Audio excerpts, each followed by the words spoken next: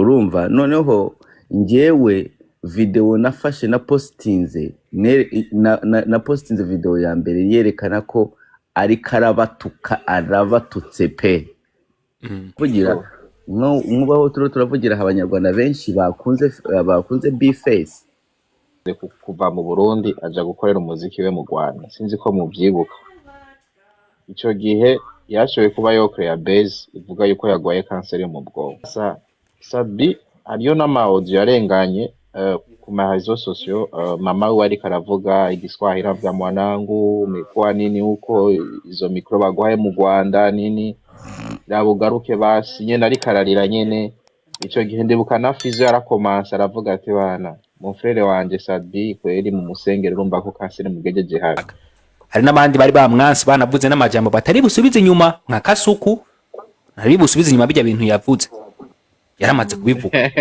nawe yaciye yisigura ngo muje ngo ndumusoda ngo namaniteguye ngo numvise ngo nakantu gato ngo candasa no chef no waramaze kudekona chef Kasuku nyimba ari umuntu aza kuyi message niwisigure mu bantu warakasuye bro warononye warasimbagiritse mukurikirana kubera ukuri avuga barakaniye Dumba Daddy Wiz Chevara arakaniye Dumba kwezi ya none Chevara na Dumba bohurira hega bro jewe Chevara bamureka gukompara ibintu by'uburofa Rastaman Chevara ujya n'umuntu akurikiranwa n'abantu biwe urabyumva kandi arafise abafana biwe muga ntushire mu kibanza kimwe Chevara na Dumba na jewe ari jewe ntushire mu kibanza kimwe jewe na Chevara nta naho duhuriye je na Chevara jewe Chevara vraiment hari gihe afise reason mugabo sinkunda imvuga akoresha none wowe wibaza yuko abantu benshi bamufollowinga kubera sometimes avugisha ukuri canke kubera umwanya muremure avuga ibintu baba bakeneye kumva abo basangiye ubugwayi bwo mu mutwe reka mbabaze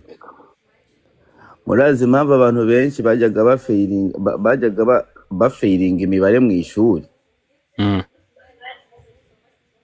urayizi nikwera batiga oya kubera batiyumvira imibare niyo kwiyumvira kandi abantu benshi n'ubundi bari ngaha babafana barimo ngaha ndabizi nabo bafeirinze imibare rero nawe nshobora njyewe wajya guyipaza sinshobora kujyanga ntangire kukubwira kandi ngo nukugira gutya ngo nukugira gutya mba ngomba kukureka nawe wiyumvire icyo njyewe nshobora gushaka ofete B-Face abanyarwanda barabimenye ko atabivuze we no barabimenye narababonye muri commentaire muri video abanyarwanda barabimenye ko B-Face atabivuze yego B-Face yarafite indirimbo yashakaga gupromotinga ofete hari base yabonye attention ashaka kuba arayironse mugabo yisomeye nimwe sinibaza yuko izoramba kabisa ayata iyo bitaza kuba yari kuyibona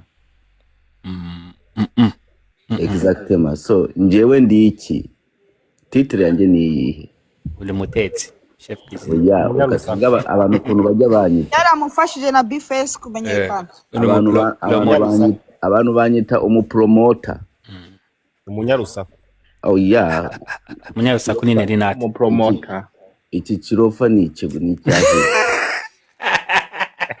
imbwisara ntubibona neza imbwisara ndagutibu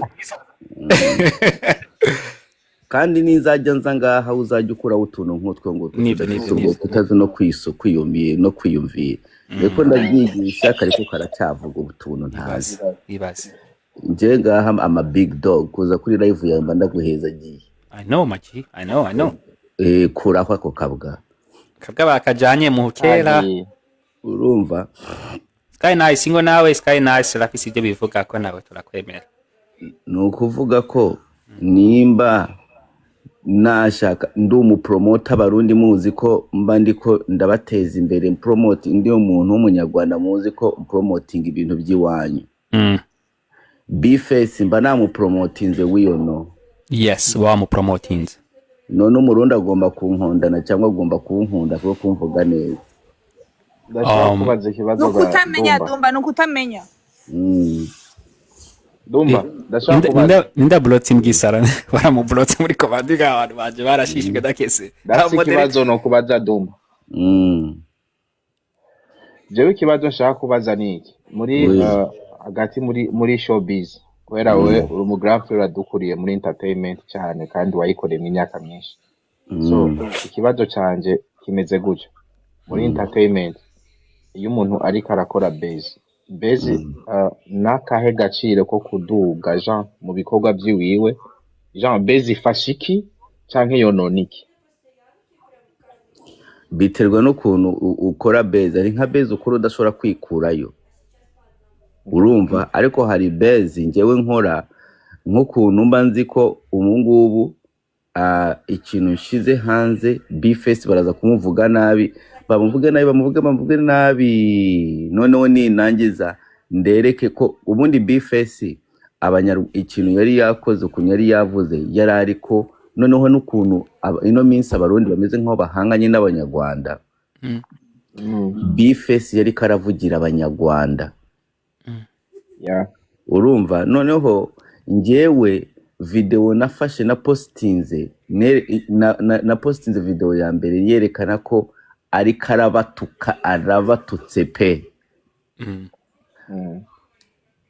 Baranza baramutuka, baranza bagakora iki, baranza barahubuka, bavuga ibintu byose. Ndangije mitashiraho ibyo yashakaga kuvuga, barita bamukunda, ahubwo bagenda no kureba indirimbo ye.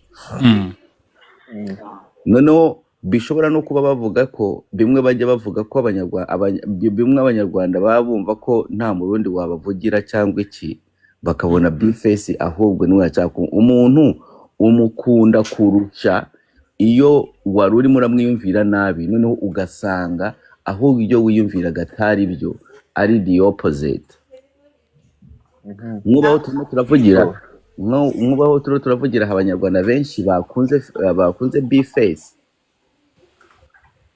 benshi cyane. Abo abanyarwanda benshi bakunze ndakumva neza uvuze muri kote iri positive, like muri showbiz.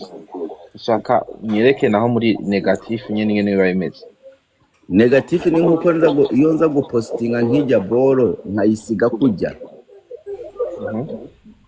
Uya nka postinga Bface asa nkaho beditinza, asa nkaho ari karatuka abanyarwanda, narangiza nkabyihorera bikaguma kuriya, sinze kubivuguruza. Aho ikiba nuko abanyarwanda bose banga Bface n'indirimbo ziyo bazikura ku maradiyo. Ngira ngo wabonye ko na barakinze Imana bari batangiye kuvuga ngo Bface urakoze, twaguhaye ibiganiro kuri televiziyo Rwanda, twakoze iki, urumva. Urumva ibyo ngibyo bari kote negative. Ariko rero njyewe mbanze ukuntu mbijuwa nguha kote negative, ikibazo ko gifite kote negative nkaba ngubitsemo positive, kandi ntabwo ari na byiza byo kuza gusigurira abantu ngaha mugabo, kubera amanshaka ko n'abantu bose mbigisha ukuntu ibintu bikogwa, nibazajye babishiramo amasantima, ama feelings ngo bababare. Niyo mpamvu iminsi mwe nza hano nkababwira ibintu mba nakoze, nkabisigura uko bigomba kuba bimeze. Mugabo njyewe as long as at the end of the day abantu bakunze Bface, as long as icyo nashakaga no kugira ngo promoting Bface, ibyo biraba. Afise n'indirimbo nshasha, afise na new song ye. Yeah, n'indirimbo nshasha yo of course kinjohera. Sinzi yuko hari umwaka Sat-B yigeze kuva mu Burundi aja gukorera umuziki we mu Rwanda, sinzi ko mubyibuka. Ico gihe yashoboye kuba yokorera base ivuga yuko yagwaye kanseri mu bwonko, murabyibuka? Sasa Sat-B ariyo n'ama-audio yarenganye ku marezo sociaux. Mama we ariko aravuga igiswahili avuga mwanangu umekuwa nini huko, izo mikro bagwaye mu Rwanda nini, rabugaruke basi. Nyene ariko ararira nyene. Ico gihe ndibuka na Fizo yarakomansa aravuga ati bana mon frère wanje Sat-B kweri mu musengero urumva ko kanseri mugejeje habi. Ariko abarundi bose twarababaye tuvuga ati ye Sat-B rero asigaje iminsi mike yo gupfa, arumva arapfuye. Kumbe jama yari ka create base utabizi. Mu nyuma aza kuvuga yuko agiraze Lacoste agarutse mu Burundi afise show Lacoste, kandi aje bamukubita inkona abantu bose yabeshe, bamukubita inkona. Sinzi ko mwibuka iyo show, je ndavyibuka narigeze kuyijamwe. Lacoste murabona ingene ingana. Costa haruzuye abantu, imvura. Sat-B avuye mu Rwanda aje gukubita iyo show kubera beze gusa yuko yabeshe ko agwaye kanseri. Hanyuma hakace ndaba hari abantu ushobora gusanga akubise beze iraswasi, sivyo? Je rero dumbe kibazo canje kiri ngaha, wewe nk'umuntu akreate rya content nyene zo kuduza umuntu urabanza ukavuga no mu artist ukamubwira ati jewe ngira ndagukorere content imeze guca hama ndakuzamure guca canke ni wewe wiyumvira ntumubaza ofete hari uwo nshobora kuvugana nawe ariko hari aba artist nka Bface ukuntu ndamuzi koze nkanjye mbanza abantu mbanzi mvugana n'aba artist benshi urumva barampamagara koze ngiye gupost indirimbo yawe deja mbangute like iboneka ku bantu benshi iyo mfashe boro yawe nkahita nyipostinga kuri wall yanjye abantu benshi baraza kuyimenya bashobora no kuyimenyera aho ngaho ubwo ni uburyo bwa mbere nshobora gupromotinga umuntu ariko noneho ntabwo buhagije kubera abantu bagenda kureba indirimbo niba ari nziza ariko ubu ukeneye gupromotinga indirimbo upromotinge n'umuhanzi ergo umuhanzi nawe abantu bashobora kumenya abantu benshi baba bazi indirimbo batazi wayiririmbye sorry Sky Nice nakurunkiye request yakire nakurunkiye request abantu kuri request ya moti sorry bashobora kumenya umuririmbyi batazi ko ari waririmbye indirimbo runaka ibyo bibaho so sometimes like okay most of the time ikiza kumupromota nkanjye ndashaka ko abantu bamenya ko ari wowe waririmbye indirimbo n'indirimbo bayimenye hari ubwo umuntu ashobora gupromotinga umuriri Domba njye nibaza ko before yuko upromotinga indirimbo y'umuhanzi wanabanza ukareba se popularity ngiye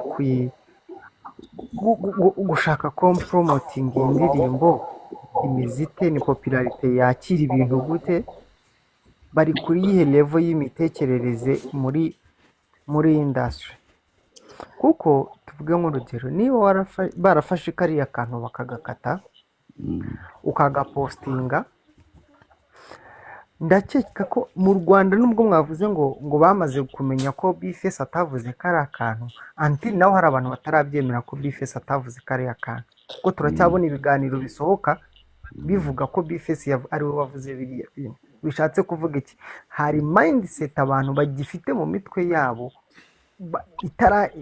itaraba civilize sibyo ndakumva ibyo ushaka kuvuga ndakumva ariko njyewe erega simba nshaka ko ngo Bface ntabwo aba ari ibintu ntabwo byose bigomba kumenyekana ngo bose bamenyekana abantu bagomba ofete nubwo ibintu biba bipanze nubwo ibintu mba nabipanze ntabwo ari ngombwa ngo bibe nk'uko ngo buri muntu amenye ngo okay ngo byapanzwe no bigomba kuba real bigomba kuba natural umuntu agomba kubisiga bigasa nkana ubu mbese mvuye mu gikari ndimo ndababwira ibintu ntakababwiye nicyo ugomba kubanza gutekereza ibintu bigomba gusigara ari naturel like nanone bisa nkaho abantu bakivuga ntabwo abantu bose bagomba kumenya ngo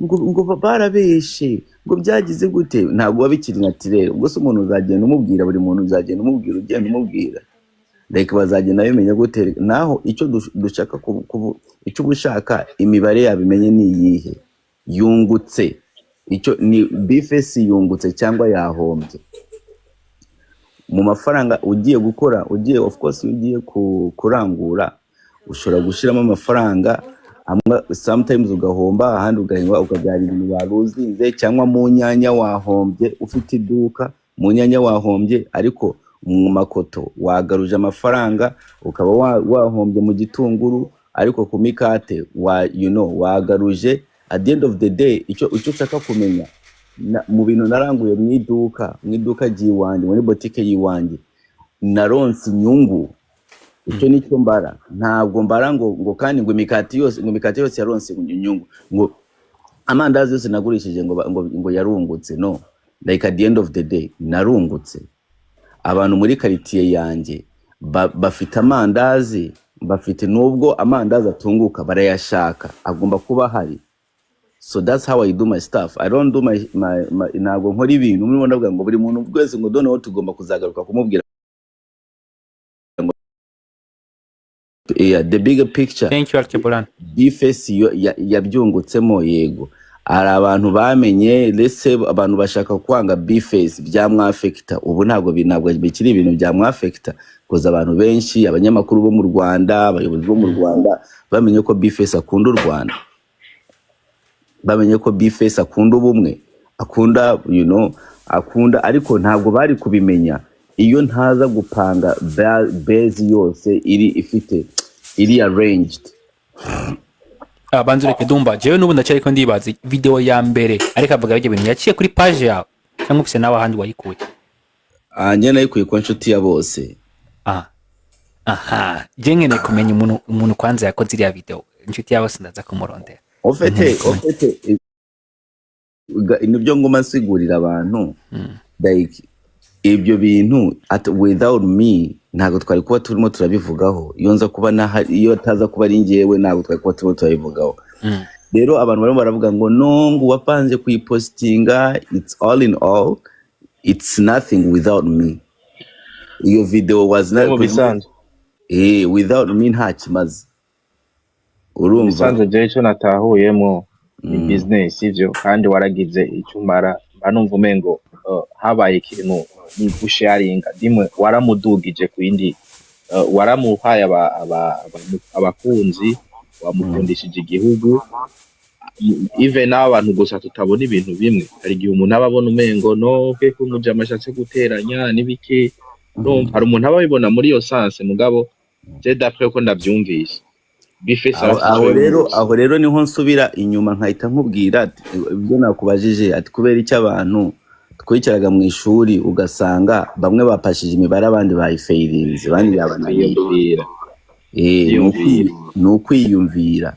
So icyo ugomba kwiyumvira right now icyiza Bifesi akuramo, urumva. Ariko hari abantu baba bari kwazari n'aba education level nubwo ntashobora kurenganya abantu education levels nkuko umwe yavugaga Edison, education level y'abanyafrika iri hasi, kwiyumvira ni gute.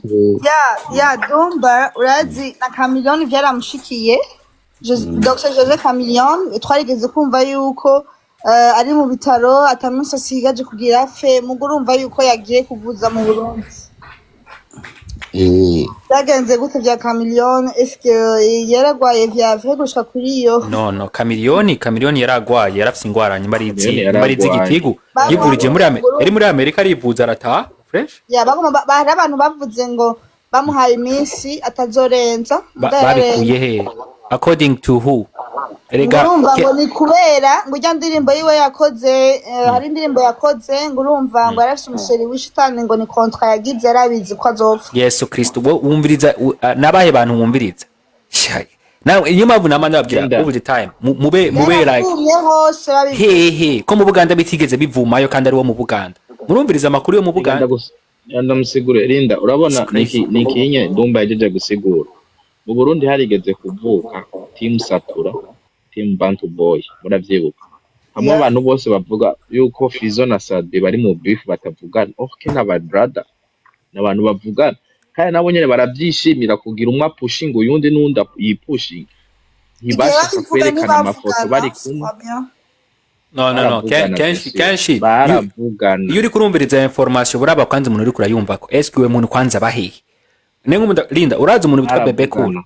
Umuntu witwa Bebe Cool uramuzi? Bebe Cool. Warabaye mu Buganda. Urazi? Okay, urazi yuko hagati ya Bebe Cool na Chameleone bari bafitanye beef bitu bya hatari na ba Bobby Wine, right? None urazi yuko bo muri campaign ya Museveni, ntuze ya Chameleone ari kumwe na Bebe Cool bariko barakora? Yes, but abantu bamwe nabyo bazi, you understand? Niyo mpamvu Harmonize na Diamond bimeze gute mu nyuma bakumvikana. Bobo nivyo baba bakeneye yuko wowe wiyumvira. Muga rero yes, biri kuri wewe rero none kubera ikinda kuba jewe kenshi iyo abastari bo mu Burundi bakinye nk'ipica abantu ba mbere bakunda kuza kubivuga kuri TikTok ndimwo. Ese kubera ko utigeze ubona nza kumukondana Bifesi ngo watutse abanyarwanda, no narabanje kwanza ndagira amarosherishe ndarondera ahantu hose ama video maze kuyironka ndaza ndakora video, kandi video yanose hafi ubu tugeze nko muri 500 views like 50k.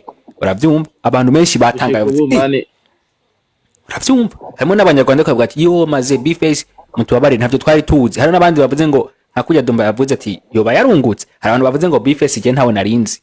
Uyo muntu ngo nta nuwo narinzi. Hari abamumenye kubera irya saga. Hari n'abandi bari bamwansi banavuze n'amajambo batari busubize inyuma nka Kasuku. Ntari busubize inyuma bijya bintu yavuze. Yaramaze kubivuga. Naho yaciye yisigura ngo muje ngo ndumusoda ngo namaniteguye ngo numvise ngo nakantu gato ngo candasa no chef. Oh no. Waramaze kudekona chef. Kasuku nyimba ari umuntu aza kuyiha message ntiwisigure mu bantu warakasuye bro warononye. Warasimbagiritse. Yononye kufa. Kandi ikindi nashobora kubwira ikindi kintu kimwe. Kasuku Jesse na mu blaming nawe nyene. Uruzi gituma Kasuku yabikoreye abafana biwe. Ugiye kureba muri commentaire abantu bari baratwenze niba abantu bari baryohewe. Yabikoreye abafana biwe bro. Nago yabikoreye ngo reka defend igihugu. Yabikoreye abafana biwe. Voilà. Yes. Yabikoreye abantu bamu nenge ndababaza ikibazo. Mwese ngaha muri ngaha. Mwese muri ngaha ndababaza ikibazo. Ninda following Cheval. Wapi? Cheval non. Non. No? Kuri kimutamufolo ibiganiro gusa avuga tu. Jewe Cheval vraiment hari gihe afise reason mugabo sinkunda imvuga akoresha.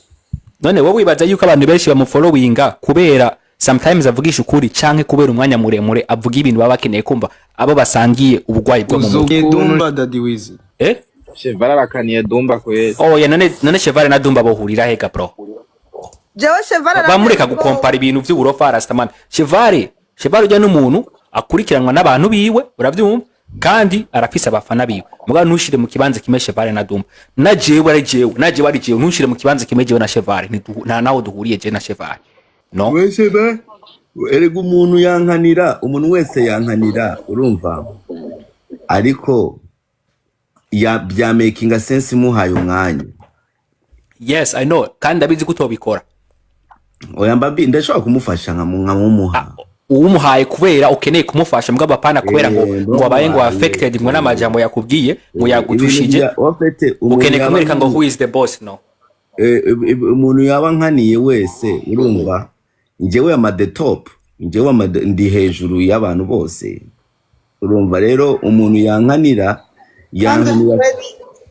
inye umuntu anyway and I know how Papana ready inzi byo nkora yego nukuvuga ko iyo nshaka kugira ngo wowe ushobora kunkanira nanjye nkagukanira iyo nshaka kugukanira mbigenza gute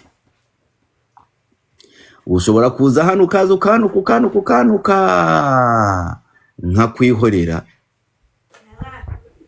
ukamara iminsi ibiri urimo uratuka nka kwihorera icyo ubuza gukora abankunda bose bahita bakubaza bakakuraba bakakwanka urumva abantu dukorana nabo nk'aba ba Daddy Wiz ntago bashobora kugusapotinga kubera baba aribo baravuga ati Dumba ntazagaruka iwanjye bavuga ati Dumba ntabwo tuzongera kumvikana ubwo nkukubitisha kukwihorera gusa nta kindi nkoze iyo nshaka kugira ngo ibintu biguhire icyo nkora ndaza ukamvuga nkakwishura iyo nkwishuye ba Daddy Wiz bashobora kunoneho bashobora no kuguhostinga ngo se wumvise Dumba ibyo yakuvuzeho ese you know nibyo ariko iyo mwihoreye you really not gonna make sense like abantu baza you know abantu baza kukureba bagutwenga bavuga turi kurasimba uri kurashaka gutwikira kuri Dumba yanakwihoreye so like umuntu ubuvuga ngo aba yankaniye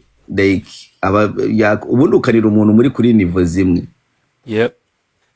ukagenda nyine muri kuri nivo imwe ukamwasura agusubiza atagusubiza araseba urumva katuvuge Daddy Wiz hari umuntu mu mwanya follower mu mwanya fame mu mwanya imyaka mumaze mu kazi iyo aje akagutuka hano ukanuma nyine ushobora guseberamo ariko njyewe nseba gute njyewe maze imyaka 7 barimo barano bansebya ntabwo ushobora kuza today ngo rugiye ngo kuza ngo nibwo ugiye kuvuga ngo ndaseba tonight ntabwo ugiye kumbwira ngo ngiye ngo ndaza kubabara ntibimbabaza urumva ahubwo icyo ugomba gukora wowe icyo ukora uraza ugacinyuma mu gikari ukazukanyinga ngo shango ngiye kugutuka mugabo nume ntangorane sibyo cyangwa